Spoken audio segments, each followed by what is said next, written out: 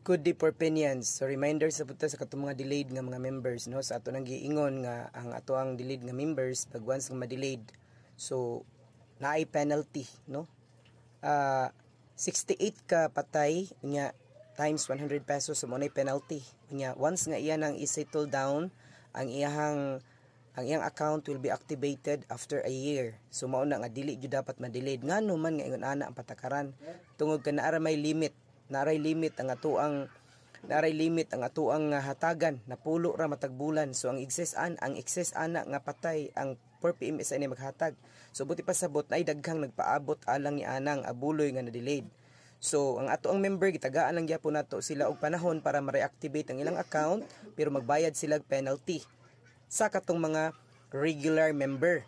Pero sa mga special promo like buy one take one family program, dili gyud na siya pwedeng mag-delayed kay ngano man special provision na siya, no. Kinahanglan walay delayed para maka-avail sila sa serbisyo. Kay imagine kung family na siya, unya entire family ang ma-cover up sa funeral service, unya na delayed pa, no. So kanang ato special provision sa special promo buy one take one or family, pag once nga nanay delayed ang katong iyang mga pakapin, ang principal pwede pa nang ma-cover up, pero ang katong tuang pakapin niya ang iyang family or nasulod siyang family nga program or ang iyang kabay one take one, pwede nang ang ma-avail ana is only discount na lang gyud, no.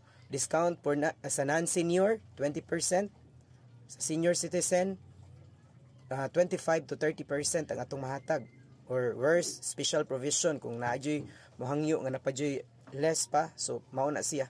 So dapat masayra na sa tanang mga membro, labi na gyud mga leaders, dapat inyo na emphasize, inyo na isulti sa tanang mga member kay para in the near future kung naay maabot ina nang acclaim, labi na gyud mga special provision, special promo, family program, buy one take one, dili jud na siya pwedeng ma-delayed ngano man tungod kay dako kay na nga cover, no, dako kay na nga coverage ang gihatag ni 4 PMSI. Unang bawal gyud ma-delayed kay pag once ma-delayed, ang principal pwede pa ma-cover up pero ang iyang mga kauban, ang iyang mga katikwan or ang iyang family, discount na lang yun na. So mahinaot ko nga kana i-share na to sa atong mga tanang mga membro kay tagsara kay nga provision ang gihatag ni 4 PMSI. Labi na gyud karon nag-change na tag provision kay mahal na kay ang membership, no. So mao na ang penalty, timan-an nato ang penalty pag once ma-delete ang member unya gusto niyang i-reactivate ang account, dapat mubayad siya sa napulo ka o 100 ka patay, tag 68 pesos ang each patay nga penalty ang iyang hatagan. Unya ang iyang account, ang entire account will be reactivated in 1 year time, no. So daghang salamat and to God be the glory.